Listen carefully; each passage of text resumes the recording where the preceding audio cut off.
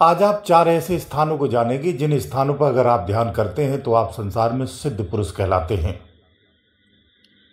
क्योंकि इन स्थानों पर सिद्धियों की प्राप्ति होती है। जो साधक इन स्थानों पर फोकस करता है उन्हें असीम शक्तियों की प्राप्ति होती है, सिद्धियों की प्राप्ति होती है। ये सिद्धियां 2 रूपों में प्राप्त होती हैं, एक संसार वैभव के लिए, दूसरी अध्यात्म वैभव के लिए। 2 प्रकार की सिद्धियां यहां प्राप्त होती हैं।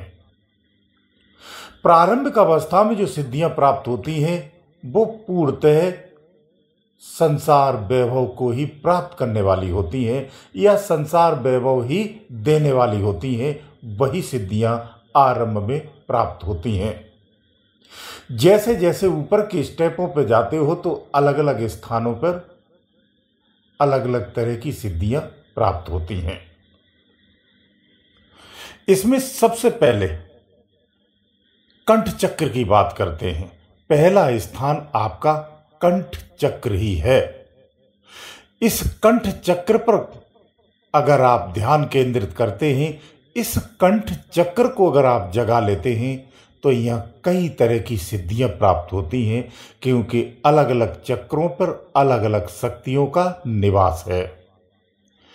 कंठ चक्र को सिद्ध करने से कौन कौन सी सिद्धियां प्राप्त होंगी ये भी आप जानेंगे, लेकिन आप इससे पहले ये भी जान लीजिए कंठ चक्र को सिद्ध करना सबसे आसान है। अन्य स्थानों को जागृत करने की अपेक्षा कंठ चक्र जागृत करना सबसे सरल है। एक विशेष विधि के माध्यम से इसे जागृत किया जाता है और इसके जागृत होने से सिद्धियां प्राप्त होती हैं। तमाम साधक ऐसे हैं जो संसार के वैभव प्राप्त करने के लिए, संसार की कीर्ति बटोरने के लिए, यहाँ चमत्कार दिखाने के लिए, स्वयं को श्रेष्ठतम अवस्था में स्थापित करने के लिए और पर्सनल तमाम लालचों की इच्छा रखते हुए अपने सपनों को पूरा करने के लिए इस चक्र को जगाते यहाँ की सिद्धियों को प्राप्त करते हैं। तो अब प्रश्न ये आता है कि कंठ चक्र पर हमें कौन कौन सी सिद्धियां प्राप्त होती हैं। सबसे पहले तो आपको बता दूं, यहां आदि शक्ति के जो 9 रूप हैं, ये 9 रूपों की शक्तियां यहां पर स्थापित होती हैं। इन 9 रूपों में किसी भी रूप की अगर आप साधना करते हैं, पूजा करते हैं, स्तुति करते हैं या मंत्र जाप के द्वारा करते हैं, क्योंकि यहाँ विधियां कई प्रकार की, बिना मंत्र के भी ये सिद्ध होता है, जागृत होता है, यहाँ की शक्तियां प्राप्त होती हैं। इन 9 रूपों में किसी भी रूप की अगर आप मंत्र जाप भी करते हैं या साधना करते हैं और इस चक्र को जागृत करने का प्रयास करते हैं तो वो सिद्धि सरलता से प्राप्त होती है। मंत्र के द्वारा बाहरी रूप से जो जप किया जाता है उससे कहीं बहुत आगे जाकर के आसानी से प्राप्त हो जाती है।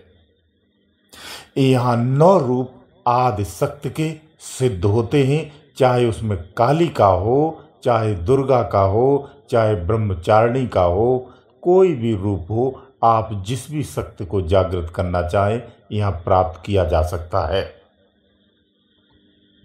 इसी स्थान पर 3 देवों की भी सिद्धियां प्राप्त होती हैं। इसके अतिरिक्त 4 शक्तियां और हैं जो इन दोनों से भिन्न हैं। वो शक्तियां आपको पूरी तरह से कल्याणकारी मार्ग पर लेके जाती हैं। वो 4 शक्तियां अति गुप्त हैं। वो कभी सक्षम स्वरूप में दर्शन नहीं देती हैं, मात्र अनुभूति में आती हैं और आपकी साधना में सहयोग करती हैं। वो अध्यात्म वैभव प्राप्त कराने में सहयोगी होती हैं, सलाहकार भी होती हैं और आपकी रक्षक भी होती हैं। यहाँ तमाम वैभवों में जैसे एक तांत्रिक काली की सिद्धि करता है, एक कवि सरस्वती की सिद्धि करता है, ये सारी दौलत यही कंठ चक्र पर ही प्राप्त होती है। अब दूसरे स्थान की बात करते हैं। दूसरा स्थान है झंझरी द्वीप। अगर इस स्थान को जागृत करते हैं, अगर इस स्थान पर अगर आप अपना ध्यान केंद्रित करते हैं तो इस स्थान पर भी सिद्धियां प्राप्त होती हैं। यहाँ दैवी सिद्धियां प्राप्त होती हैं। इसमें 3 शक्तियां विशेष हैं। उनका मैं यहाँ नाम नहीं लूँगा, लेकिन वो 3 शक्तियां दिव्य हैं। वो जो 3 शक्तियां आपको दिव्य प्राप्त होती हैं, वो आपके ही अंदर में बैठे हुए तमाम शक्तियों का आभास कराता है, आत्म शक्ति का आभास कराता है। इसके अतिरिक्त तमाम तरह की जो सिद्धियां हैं, जो सतगुरु से आश्रित हैं, उनका भी आभास होता है। आपके अंग अंग पर जो देव उपस्थिति है, उसका आभास होता है। ज्ञान का यहाँ अभाव होता है, ज्ञान नहीं हो पाता है, लेकिन अनुभूति का आभास निश्चित होता है। यहाँ कई तरह की शक्तियां काम करती हैं, जिसमें 3 शक्तियां प्रधान हैं। इन 3 शक्तियों में से एक भी शक्ति जब जागृत हो जाती है तो उसके अंदर में दिव्यता आ जाती है, उसके अंदर की स्थिति में परिवर्तन निश्चित रूप से आता है। इसमें एक शक्ति ऐसी है, अगर वो जागृत होती है तो संसार में आप पूजे जाते हो, संसार में आपकी चमत्कारी अवस्था आती है। इसके बाद तीसरे नाम की अगर बात करूं तो तीसरा नाम है आपका त्रिकुटी। त्रिकुटी पर भ्रम की स्थिति पैदा होती है, भय की स्थिति पैदा होती है।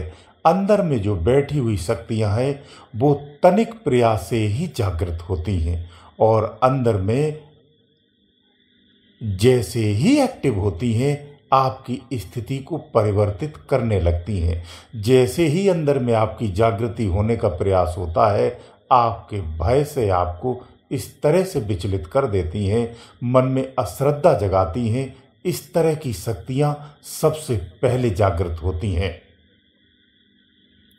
इसमें जो दिव्य शक्तियां हैं वो विशेष रूप से यहाँ जागृत नहीं होती हैं, इस तरह की नहीं होती हैं जो अंदर में आपको लगातार स्थापित करके एक रस कर दे। प्रेरणा निश्चित होती है, आनंद की भी स्थिति होती है, लगन भी बढ़ती है। ऐसा लगता है साधक को कि बस अब ध्यान में ही बैठा रहूं, ये स्थिति आती है, लेकिन बहुत प्रभावी रूप में नहीं आ पाती है। यहाँ ब्लैक और वाइट, काला और सफ़ेद, यानी रोशनी और अंधियारा दोनों की स्थिति रहती है। जो यहाँ अंधियारा दिखता है ये संसार की तरफ खींचता है और जो प्रकाश दिखता है वो चेतन की तरफ ले जाता है। यहाँ की जागृति में इस तरह की उपलब्धियाँ प्राप्त होती हैं। इन्हीं 2 रूपों में शक्तियाँ जो सिद्धियों के रूप में प्राप्त होती हैं निश्चित होती हैं। यहाँ कई सारे चमत्कार होते हैं। एक विशेष शक्ति होती है जिसे हम छाया शक्ति कहते हैं, वो शक्ति का जागृत होता है। उसकी अगर जागृति हो जाए तो साधक के अंदर में इतना पावर आ जाता है कि वो किसी को अगर घूर करके गुस्से से देख दे तो सामने वाले का पूरा अंदर तक का पुर्जा हिल जाता है, प्रभावित हो जाता है, आपसे भयभीत हो जाता है।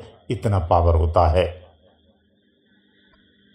मोहनी और वशीकरण की भी क्रियाएं इसी स्थान पर की जाती हैं। बहुत सारे लोग त्राटक के माध्यम से इसी को जागृत करने का प्रयास करते हैं। इसके बाद आता है चौथा स्थान। अगर चौथे स्थान की जिक्र करूं तो यहाँ पर सारे दिव्य अनुभव होते हैं, दिव्य अनुभूतियाँ होती हैं, दिव्य शक्तियों की ही दर्शन होते हैं। ये दिव्य शक्तियाँ आपको चेतन अवस्था की ओर ले जाने के लिए आकर्षित करती हैं, प्रेरित करती हैं, शिक्षित करती हैं, मार्गदर्शन भी करती हैं। ये इस तरह की सिद्धियाँ यहाँ पर प्राप्त होती हैं। जो इस चौथे स्थान पर अपनी सिद्धियों को प्राप्त करता है वो भ्रम और भय दोनों से दूर होने लगता है। यहाँ आकर के वो समझ पाता है कि संसार में जिस दौलत के लिए, जिस पैसे के लिए मैं भग रहा था और ये कहता था कि प्रैक्टिकल जीवन में अध्यात्म का कोई महत्व तो नहीं है, वो भ्रम यही आके टूटता है। जो साधक इस स्थान तक नहीं आ पाता है या इस स्थान को जागृत नहीं कर पाता है, उस साधक में कितना भी ज्ञान प्राप्त कर ले, उसका भ्रम दूर नहीं होता है। वो संसार को ही प्राथमिकता देता है, अध्यात्म उसके लिए महत्वहीन होता है। वो जब तक अध्यात्म को सुनता है तब तक उसे अच्छा लगता है। उसके बाद जब वो अपने दैनिक कार्य में जाता है तो अध्यात्म को इस तरह से भूल जाता है कि जैसे उसने कभी सुना ही नहीं था, देखा ही नहीं था, अध्यात्म होता ही नहीं है। उसकी बुद्धि इस तरह से हो जाती है। जब तक साधक की जागृति नहीं होती है तब तक अवस्था उसकी इसी प्रकार की रहती है। वो अगर कोई जप भी करता है तो वो क्षणिक में भूलता है, उसे याद नहीं रहता है। चौथा स्थान जो आपका है ये तीसरा तिल है। तीसरे तिल पर अगर आप फोकस करते हैं तो अध्यात्म और संसार दोनों का भेद पता चलता है। आपको अध्यात्म उपलब्धियां प्राप्त होने की सिद्धियां प्राप्त होती हैं। तो इस तरह से ये 4 ऐसे स्थान हैं। इन स्थानों पर अगर इनमें से किसी एक पर भी ध्यान केंद्रित किया जाए तो आपको असीम सिद्धियां प्राप्त होती हैं और सहज में आसानी से प्राप्त होती हैं। इनके लिए कोई कठोर साधनाएं करने की आवश्यकता नहीं होती है। जिस तरह मंत्र के द्वारा बाहर में नियम संयम रख करके बाहरी रूप से हम सिद्धियां प्राप्त करने का प्रयास करते हैं, ये अंदर में सहजता में ही प्राप्त होती हैं और आपके अनुकूल होते हैं, बिना किसी क्षति के आपकी सहयोगी रहती हैं। गुरुदेव दयालु।